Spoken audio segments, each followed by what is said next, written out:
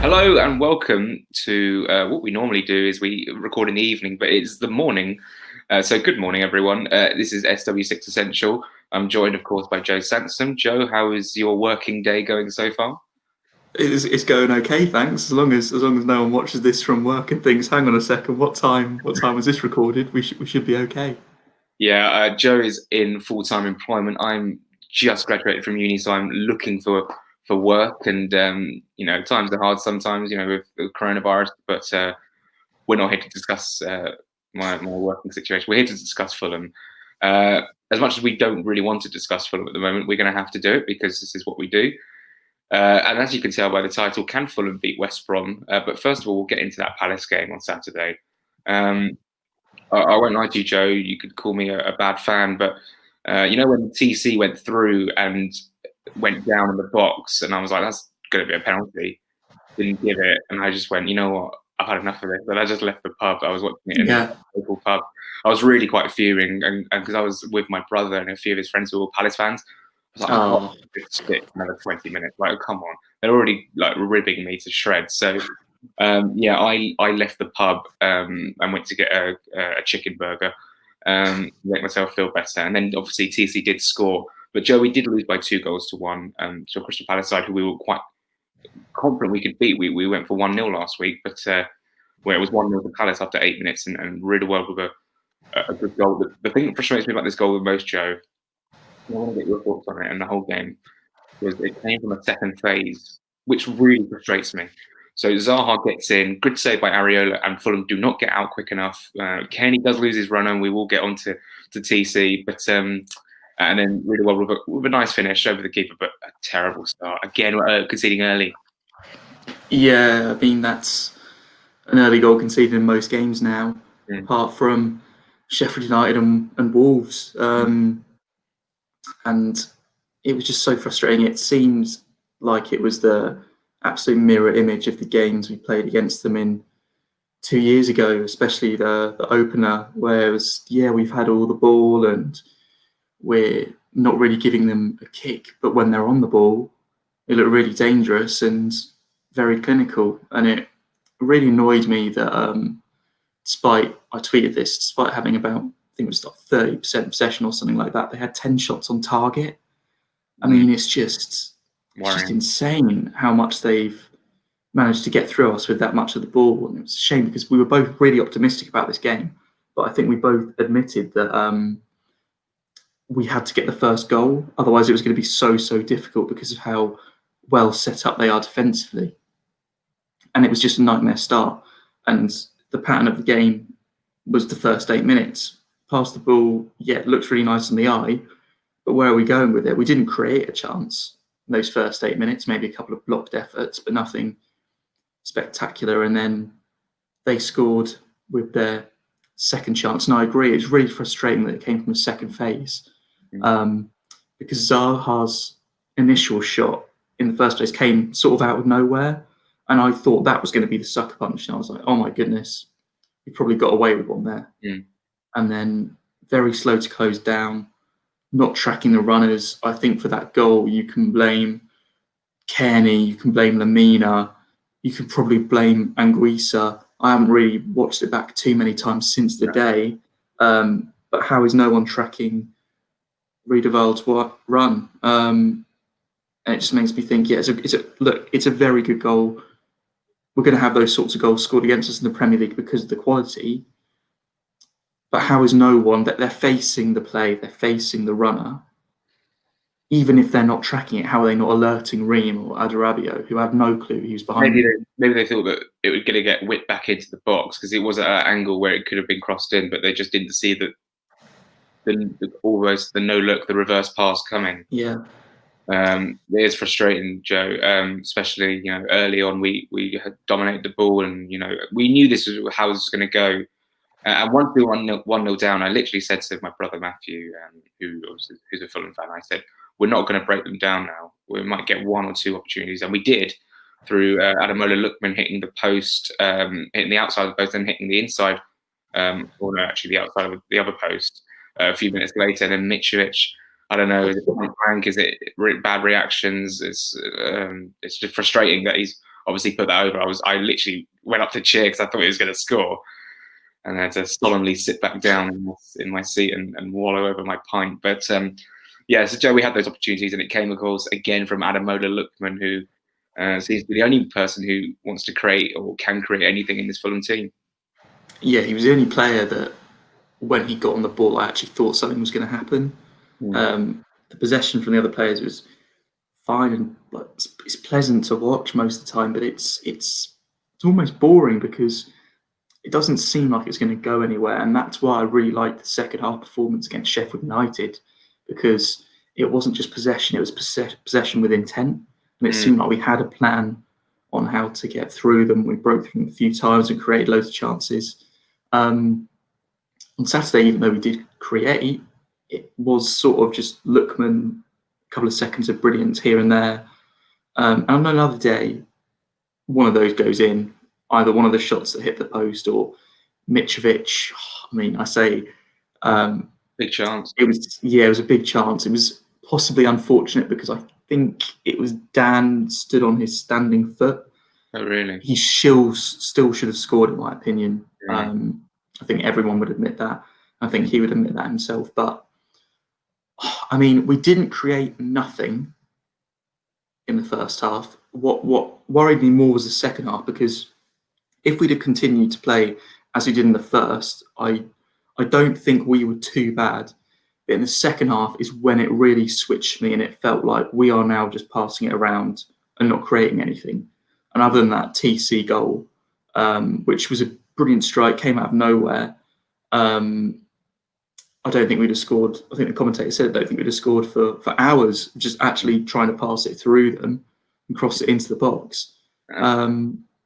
Just a really frustrating day, and not what we needed after being really optimistic against Sheffield United. Morale was severely low on Twitter after the Palace game, on social media all week, basically. I think fans are, getting close to breaking point, and if we don't beat West Brom, or we lose, or we draw, whatever circumstances, it could be quite nasty. One thing I was just going to touch on before we move on, obviously Abu got sent off, and I don't think that's going to get overturned, even though Digne, his red card got reduced from 3 to 1. If the club can't be bothered, or if there wasn't the case, then whatever, we'll see you in 3 games. But one thing I was going to ask you, Joe, do you think, given the last 3 or 4 games, do you think we play better away from home at Craven Cottage? Because I tell you what, I don't like playing at Craven Cottage these days. The pitch is narrow, and it doesn't suit our play, and it's predictable, and I just feel like we're never going to create anything. Whereas every time the opposition had the ball, Aston Villa created everything. Where Palace put the ball over the top, Zaha's in. With us, we don't have like this. The pitch does not suit this 11, this 18, this 17 players, and it's really strange. Whereas when we went to Sheffield United, there was loads of space to run into. There was chances, counter attacks. Wolves, we did okay. We created a couple of opportunities. So, this West Brom game at home, we're going to have to create. We're going to have to score goals. Yeah, and to stay up, we're going to have to win our home games against the teams around us, and that's. At the start of the season, I thought Villa would be one of those. I've been proved wrong, unless they suddenly, after that Leeds defeat, they go back to how they were last season, but they've been quite impressive so far. So it looks like the only one could be Palace that we played so far at home, and we couldn't break through them. I agree with you, we've been better away from home.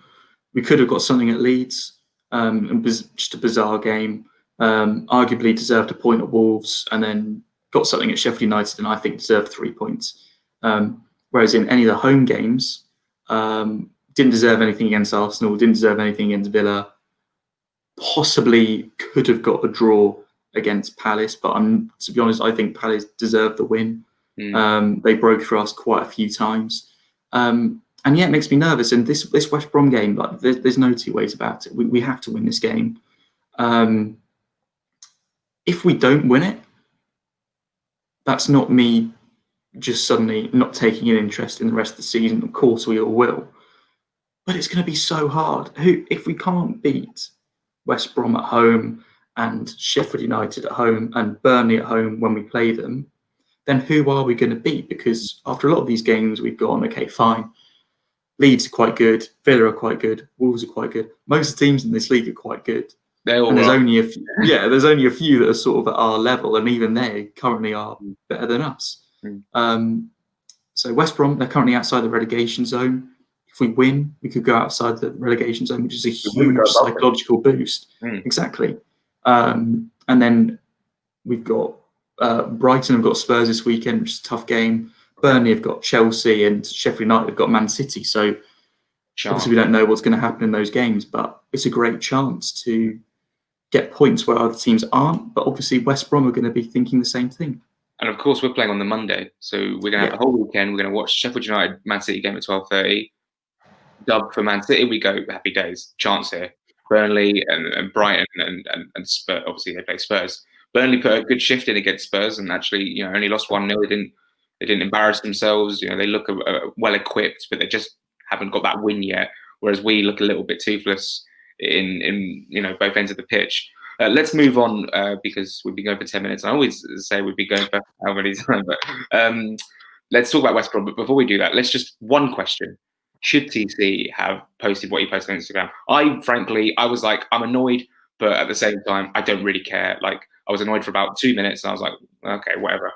It's TC. I have all the time in the world for TC. I mean, I interviewed him at Spurs. I think everyone knows that now. But he sent me a message saying good luck at university. Like, I really have an affiliation with TC, and I'll never really give him stick. I think he's got a wonderful family. He's got wonderful people around him.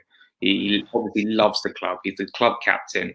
Make of what is he captain material? Make of that what you will. But Joe, just your thoughts on TC and what has been a quite bizarre week. Yeah, it didn't bother me, to be honest. I wouldn't have noticed it other than just going past it and being like, oh, he was in the team of the week. If I was going to pick at anything, I would say I wish that on his post going on about his goal, which was a brilliant goal, I wish he could have said a bit more about the defeat, because we shouldn't ignore that we are losing these games. Like, these are important games. We've lost 5 out of 6 so far, but none of it really bothers me. I'd rather they did their talking on the pitch. It just doesn't bother me. I understand why some people are annoyed at it. I can't relate to it because I'm not. But I can understand why people would see a defeat and then see that and almost think that's irrelevant. Why aren't we winning games? Why aren't you posting about how we're trying to improve? But I can 100% respect that he was in the team of the week. Why would you not show it? I think there's something to be said here that no one would be making a fuss out of this if we had 4 points. Yeah, exactly. I guess the fact that people are trying to point the finger because we're at 1 point from 6, and just because TC didn't say unlucky or disappointed about the result, he just posted the goal and he posted the team of the week. He's a Premier. This is the top level of football. Be proud of what you do, even if you are losing games. I wouldn't say, I wouldn't want every 11 player to be like, oh wow, I played a Premier League game today. But I understand it, and it was a howitzer of a goal. So I mean, if it was a tap in, I'd be like, what are you doing? But that I don't really have an issue with it. If he comes on the pitch against West Brom and knocks another one in, and we win, then whack it over social media and play it in the archive. Honestly, let's talk about West Brom, Joe. Obviously, there'll be. I think Sammy is doing a preview, which will be going up on YouTube today, hopefully. Today being Thursday, I think this is going to go up on the Friday. Joe, West Brom. Carlon Grant scored his first goal for West Brom at Brighton. They played decently in the second half. I didn't actually watch the game. Obviously, not going to pay 15 quid to watch Brighton. But apparently, Brighton dominated the first half. A bit unlucky with the own goal, and then West Brom really turned it up on the second half and got a good goal and got a good point away at the Amex. I mean, the Amex is a tough place to go. So, how do you see it going, basically? Yeah, it's tough because when I was looking at the fixtures for this weekend after we lost and I saw Brighton, West Brom, I was like, okay, well, ideal result for Fulham. Brighton beat West Brom, happy days. And then one of our friends pointed out to us that Brighton are only on we're on 4 points now, on 5 points. They're not out of it either. They play some good football, as we do, but they don't take their chances when they're coming. I think our problem is not creating them. Their problem is not taking them. And the first half sounded like exactly that. It sounded like they battered West Brom. And then second half, Slaven Bilic made a few changes, and they scored apparently a deserved equaliser. I mean, neither of us have watched the game. We've seen the highlights. That's about it. We've read about the game to try and understand what happened. But basically, the gist of it was, if they play like they did in the first half, they'd get battered by anyone in the league. But if they play like they did in the second half, they could take the game to anyone in the league. So fingers crossed they turn up like they did in the first half, because this is a game we have to win. A draw or loss is not good enough. I'm sure all the players know this. I'm sure the West Brom players are thinking exactly the same thing. From their point of view, they'd probably take a draw because they've still got the home game to come against us. We have to win. I think we can win, but we have to be a bit more streetwise than we have been. We have to appreciate that these teams, they're not just going to buckle if we keep passing the ball around the box. We have to actually get it into the box and try and create a chance. And although West Brom, I would say, are slightly below Palace in terms of how good their team is, they're quite similar in that they've got fast players. Instead of Zaha, they've got Diangana. They've got creative players like Pereira, who's, even though I think he's a horrible, horrible little player, he's quite a good one. Hope his hair's all right. And that's going to come back to bite me, isn't it, if we lose now? And then you've also got, keeper in Sam Johnston that has apparently had a great season so far. I know they've conceded a lot of goals, but he's made some incredible stops. And we mustn't forget Carlin Grant, who scored his first goal for them the other day. It's going to be a hard game as any is. I don't think anyone thinks it's going to be an easy game. I really hope that we can score the first goal, because when we score the first goal, I'm confident that we can get something out of the game. Whereas when we concede first, I don't really have faith in us to turn it around when the teams are going to be defending really deep. Yeah, we haven't seen a comeback from Fulham this season. I think we've gone behind in every game apart from Sheffield United, I think. I think so. Before we round off, there is one thing to say about West Brom, and that is the whole Hegazi situation. Now, if no one's seen it, Hegazi got sold against the wishes of Slaven Bilic. It's really upset him, and it's upset the relationship between the board and Bilic. But I think that was before the Brighton game, and they got a point, so I think they'll be over that now. So it's kind of water under the bridge. But that's a defender that they now don't have. West Brom, we played them twice last season. We drew twice. We dominated the home game. Probably should have won. Knockout scored a knockout goal. Apparently, he wasn't very good for Forest last night, so whatever. He scored a lovely chip, and then Ajayi scored. Bettinelli. Bettinelli hadn't, but it doesn't matter now. We're up anyway. We could be back down pretty soon. But and then the 0-0, I think the knockout hit the bar and created all manner of chances in the first half, and West Brom didn't really pepper us as I thought they would. But anyway, Joe, let's get your team. What would you change from Saturday? Who would you like to see? Obviously, we can't see Abu Kamara. Cavallero could be back. And Joachim Andersen said that he's almost there on Instagram, which hopefully means he can be back maybe after the next international break. Yeah, I mean, almost there. Just please be back soon, because not that I think that our centre-backs let us down on Saturday, particularly. I just want to see him play. He was the marquee centre back we signed. I'd like to see him next to Adarabio. I think that'd be an exciting partnership to see. But my team for Monday, I'm just assuming that everyone. Parker hasn't had his press conference yet, but we assume everyone that was injured is still injured. So I would, if going by that, I would keep the back four and the goalie the same. I would change Lamina for Reed now that he's back. I'd put Harrison Reed in. And now this is what I find difficult. So I think I'd actually drop Loftus-Cheek. And my reason for that is only I wouldn't drop Anguissa or Kearney, because I think that Kearney recently has been better for us. I thought in the Sheffield United game he was very bright. I thought in the Wolves game and in parts of the Palace game he was good. And I would like to start him. So that would be my midfield three: Reid, Anguissa, Kearney. Then I'd have Lookman, Mitrovic, and Joe Bryan on so the left. You play Lookman out on the right then? I would, yeah. And I don't think that will happen.